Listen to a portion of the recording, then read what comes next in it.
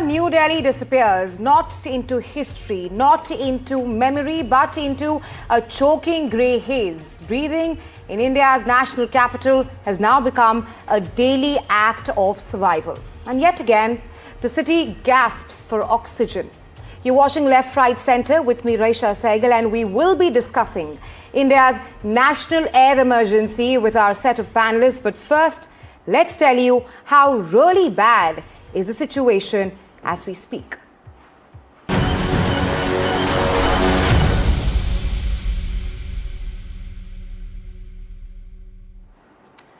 Dense toxic smog blanketed India's national capital on Monday, pushing air pollution levels to their worst levels in weeks, disrupting travel and causing authorities to impose the strictest containment measures. More than 40 flights were cancelled and several dozens delayed.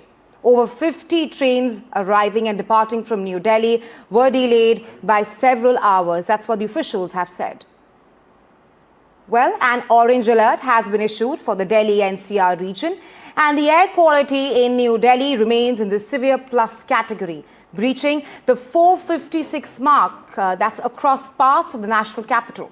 With GRAP stage 4 measures in place, truck entry into Delhi is restricted except for essential services and CNG, LNG vehicles, while construction and demolition activities remain banned across Delhi NCR.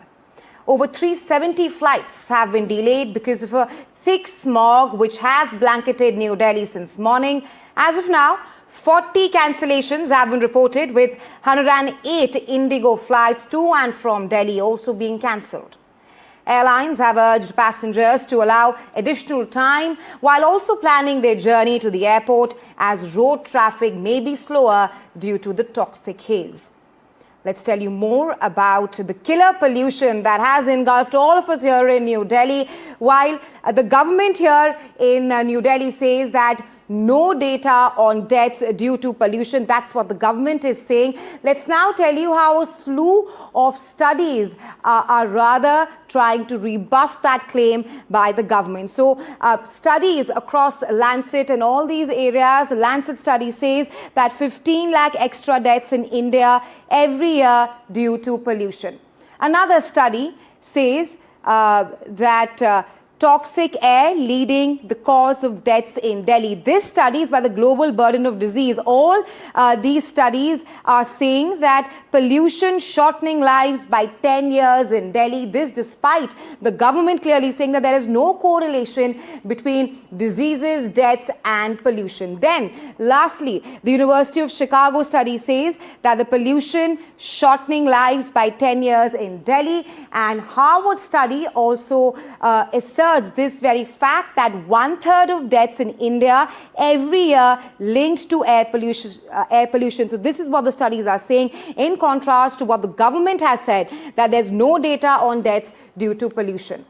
Let's also tell you more about what you're breathing in New Delhi with the AQI levels in its worst form, where lung cancer is now no longer smoker's disease.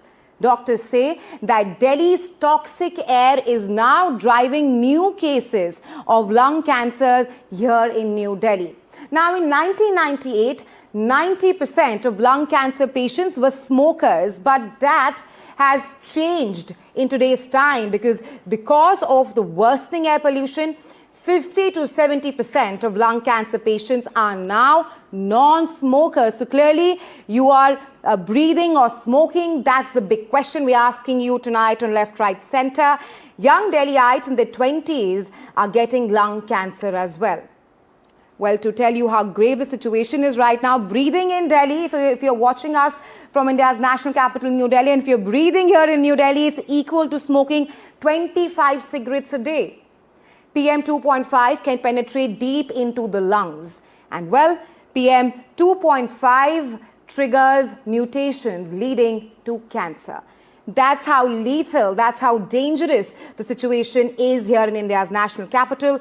Well, to talk more on Delhi's lethal AQI levels as toxicity hits the roof, I'm now being joined by a set of panelists. We have with us Vimlendu Jha, who is an environmentalist and has been raising the alarm on Delhi's toxic air. Well, Mr. Jha will be joining us in moments from now. We also have with us Pratima Singh, Director, Air Pollution and Waste Management, Forest. She will also be joining us in moments from now. We have with us Dr. G.C. Khilnani. He is with us right now. Thank you so much for joining us on NDTV, Dr. Khilnani. He's a pulmonologist, chairman, PCR Institute of Pulmonary, Critical Care and Sleep Medicine. We will also be joined by Bhavreen Kandhari, co-founder of a network of Indian mothers. He is also with us. But first, coming to you, Dr. Khilnani, how grave is the situation that we're seeing in New Delhi right now, and what kind of impact will it have on our health? So, you were talking about lung cancer, and just want to tell you that lung cancer is number one cause of cancer deaths all over the world. And now, talking about the air pollution, its situation is very, very grave actually, from the 2 points of view. Today, if you tell somebody that your throat is dry, you are coughing, and you have tightness in the chest, you're slightly short of breath, and your sleep is not good, you don't feel good in the evening, nobody will give you any sympathy. But the fact of the matter is, there are more admissions in the ICU, there are more people coming to the pulmonary medicine OPD with cough, breathing difficulty, asthma patients are increasing their nebulizations. Those who are on oxygen have a threat to their life. Over and above, the Chicago study has said that life of Delhiites, average lifespan, is reduced by 11.9 years. So it's not only the lung is affected, but our heart, our brain, and this is because we talk about PM 2.5 only. But actually, the focus now should be on nanoparticles, that's ultrafine particulate matter, 0.1 micron and smaller. These are part of PM 2.5, but these particles are the one which penetrate the lung and go into the bloodstream and go to all the organs of Dr. the body. Khilnani. Right, that's a valid point you've made there on the lethal effects of the air pollution here in New Delhi. I also have with us Bhavreen Kandhari. Ms. Kandhari, you are a co-founder of a network of Indian mothers demanding clean air. Dr. Khilnani there gave us a lowdown of how it's impacting all of us, adults and the older population. But talk to us about how difficult is it for the young kids who are breathing this toxic air, especially when they have their future many years ahead of them. Yes, absolutely. It's so heartbreaking. I think no parent anywhere in all over the globe will want anything, as bad as this for our children. Dr. Kilani will know more, but I'd like to, put the early childhood development that really gets the 0 to 5 years is so critical, and that gets the cognitive development gets affected, with air pollution. And I think that is something to really worry about, because it's obviously, like the others, it's irreversible, and moreover, it's also something that these 5 years are probably the effect of air pollution is the worst in these first 5 years of your life, as compared to maybe the next is 60, 70, 80 years that you live. So it's a very serious issue, and parents are so concerned. We've seen children are wheezing. When I grew up in this city, as a child, and other children, I'm sure there are many other older people who will say this. We didn't know what nebulizers were, and what even asthma as such. But see, my daughters were born in 2003, my twin girls, and then the situation was already getting worse, and but even they did not use nebulizers, and now at this point of time, probably every child has some respiratory aid that they're using. So that itself shows how in these 50 years or 45 years how it's deteriorated, and we are letting that happen. Right, absolutely. Like you mentioned, kids have to wear masks and step out as young as 4 to 5-year-old. I also have with us Mr. Vimlendu Jha and Pratima Singh here on the show. Coming to you first, Mr. Jha, you've been vocal about Delhi's AQI levels and you've been here on NDTV since morning regarding Delhi's air quality, which has worsened. Despite being India's national capital, Delhi is facing an air emergency with the political class failing to find a solution. Why is that? Why has there been no concrete steps being taken so far? Because this is something that has happened year after year and it's something which is not unusual. I fail to understand that why our political class doesn't understand that there's nothing more urgent than this toxic air that Delhi NCR is breathing, and not just Delhi NCR. Of course, Delhi NCR gets disproportionate pollution load and also disproportionate attention. But reality is that your studio is in Noida, and it's another state, and I live in Gurgaon. Today I'm in Delhi. So entire country, by the way, 90% of India actually has an air pollution crisis or an air crisis in that sense. And yet we do not see anything moving. So why is it happening? Why, despite these numbers flashing in front of us, and forget about the numbers, because numbers can perhaps have no consequence. The reality is that you go to the numbers of the hospitals, if not of the pollution monitors. The hospitals, as Dr. Kilani must have told you, and others, that the ICUs are filled with children and the elderly, and then still we don't see anything moving. At this hour right now, imagine this is the last week of the Parliament, and Parliament has found time to discuss everything else but Delhi's air or India's air, something that actually kills more than 17 lakh people. So I'm almost out of breath, of course, but also out of words, out of emotion and out of intelligence to understand that why our politicians are not being moved at all. This is something that kills people. This is something that gives you stunted lung growth. This is no more an environmental desire to have a blue sky. This is no romance for clean air. This is not a Greta movement that we're talking about. We're talking about each and every child, perhaps poor child's health more so, is getting affected by this air pollution crisis, and we don't see any urgency at all. Right, absolutely. We should clearly be on a war footing mode. Ms. Singh, coming to you, 42% of households have someone with a bad throat. We've seen people around us coughing, sneezing.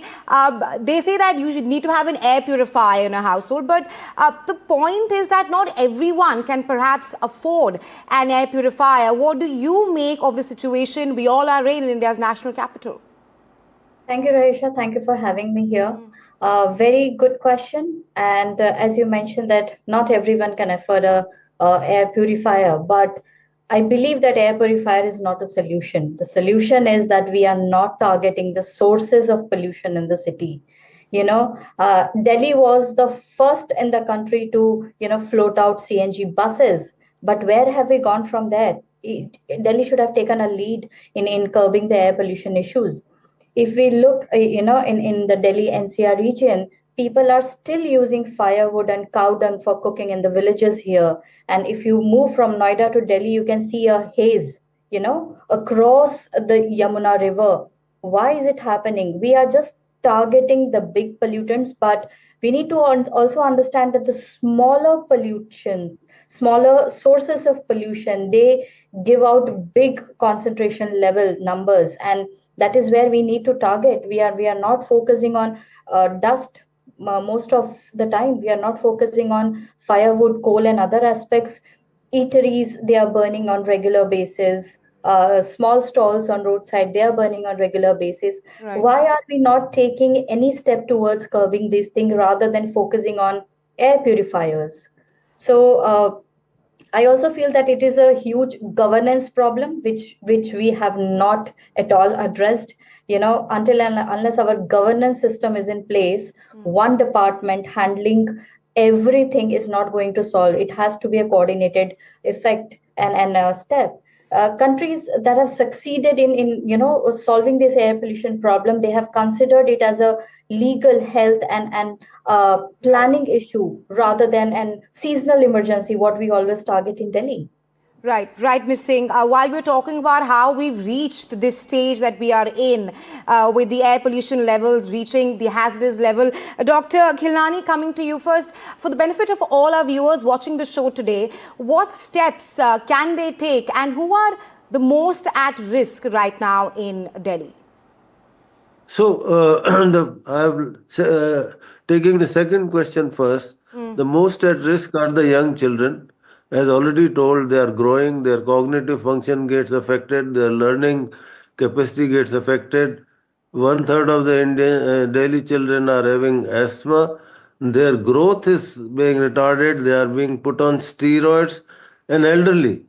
We have seen patients in our ICU 80 years, 90 years who normally respond well to treatment. They are actually not responding because of the bad air. We saw that in COVID also. But the other part is at the individual level, it is true that everybody cannot buy air purifier, but do the air purifier leads to better health? Being a member of the expert committee of WHO, World Health Organization has clearly said that air purifier do not lead to improved health. Now, what we can do is please don't go for an early morning walk. Spend as less time as possible in the outside. Never go to the crowded markets. If you have to go out, please use N95 mask. The ordinary mask will not help. N90 mask, 99 mask is better, but not easily available. But the N95 mask will help to some extent, not to the large extent. All elderly people should be vaccinated for influenza and pneumonia. So all these small things can protect yourself to some extent, not to the full extent. Air purifiers, I am little skeptical about it. The utility is very little in improving the health. We are using it for our satisfaction. You have to keep the door closed. Majority of my elderly patients refuse to close their doors because they Right. psychologically feel Right, Dr. claustrophobic. Khilani. Right. Coming to you, Ms. Kandhari, like Dr. Khilani said, that the children are most susceptible to the diseases because of the lethal air pollution here in New Delhi. What, according to you, remains one of the biggest obstacles when it comes to implementation of rules? Because you have the warrior mothers have been demanding clean air for the children. But what, according to you, are some of the hiccups, some of the speed breakers which are coming on the way? So, we've always been emphasizing on the systemic solutions, the systemic changes that are slow or are not happening. We can speak about anything and we can put anything on paper, drafts. We can have new committees, etc. But unless your own authorities, the governments, the departments are not empowered, your own pollution boards, they are not empowered, nothing will change. And that is the problem. Even, I mean, you can just kind of replicate this one formula with every department. It could be the MCD, it could be your state pollution board, or it could be your Delhi traffic police. There are not enough personnel. There's not enough training. There are no quick reaction teams. So today also, if you are making a complaint or showing something, even in Grab 4, there's so much violation. What's happening? What happens after that? Because it will not. There are no real boots on the ground, and the green app or whatever you can make, it's not going to come on the ground. So this is something which is severely lacking, and obviously not much is being done. And also the whole perspective, not from now, from a decade ago, or even more, that create pollution and clean it. Right. So whether it's a smog tower or it's cloud seeding or it's a sprinkling of water, so that's absolutely a wrong route. You have to work on the sources of pollution, and that is where, and then you work on sources of pollution, and you need all this what I specified just now, Right. which means strict enforcement and Right, Ms. systemic Kandhari. changes. Right. That will finally bring us on the right path. Right. Just want to take that point to Mr. Jha. Ms. Kandhari says that it is, of course, a systematic failure. Mr. Jha, the Union Health Ministry just a few days ago said that there is no conclusive data to establish a direct correlation of death or disease to air pollution. And a short while ago, we just showed our viewers that what the government is saying and perhaps what the studies are saying. Your opinion on this, is that perhaps a way in which the government is telling us that we can shut our eyes and things will perhaps get okay in some time? You tell me, what should one do? As in, everyone for years together is telling us people die, and the government tells us nobody even falls ill. because of air pollution. And the government's audacity to say this on the floor of the House. Government also says that these numbers that you're showing is fake numbers. The parameters are different. We need not follow the AQI standard at all. And therefore, why shouldn't there be a case, a criminal neglect that the government is like our emotions these days when I look at this buffoonery that is going on in the parliament and otherwise. Like imagine those AQI numbers that you're showing. Very well, you know that these monitors are shut down, or these monitors are inside a forest, or these monitors are sprinkled with water. Very well, we know that the private monitors, which are more authentic, I'm very, very sure that the IQ Air and the US Embassy Air AQI indicators are telling us 800, 900. You and I are still believing this 440 and 450, and the government is telling us don't even believe in this because this is your lung is made out of steel. Right. So now resilience का test लेते लेते तो मैं तो थक गया हूँ, चिल्ला के मैं तो थक गया हूँ. अब आपके अंदर एनर्जी है तो आप करो ये शो. मुझे तो I don't know what to do. And why shouldn't we be calling out that stupidity? They're telling us no one falls ill. My throat is gone. Doctor, is there anyone in the government today who's more qualified than Dr. Kilani?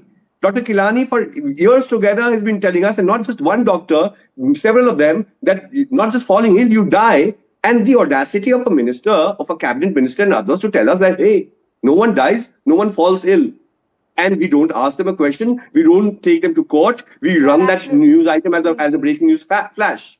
And we are hoping that with NDTV's Air Emergency campaign, this issue will be taken up in Parliament. We're running out of time, but my last question to you, Ms. Singh, like what Mr. Jha also pointed out, who should be held accountable when emergency measures come only after the air quality plummets, only after we are in the this hazardous level of air quality is when the government swings into action and there's a GRAP stage 4 that's put into place. But what happens after this? See, I believe that, one agency or one, form of a society cannot be targeted or can be held responsible for any of these challenges. It needs to be a collective effort. Government definitely is not doing what it needs to do. However, I also believe that citizen should also come together. If my body is getting impacted, I take medicine and I cure it. But if it comes to a city, I don't consider it as a living body. It is just a road or any area, and I'll dump and I'll burn. Till the point we start considering our city as a living body and take care of its health, we are not going to improve. So it has to be a collective effort among the citizens and the government body. And I believe that awareness has to be at every level. The government organizations, the officials who are working, they don't understand the science of air pollution, and that is why these kind of statements come out. And I believe that the awareness program needs to start with them. Okay, I was just watching a video today, and Chandrapur Thermal Power Station, the official said that our target was not air pollution management. Our target was only infrastructure development, providing energy to the city.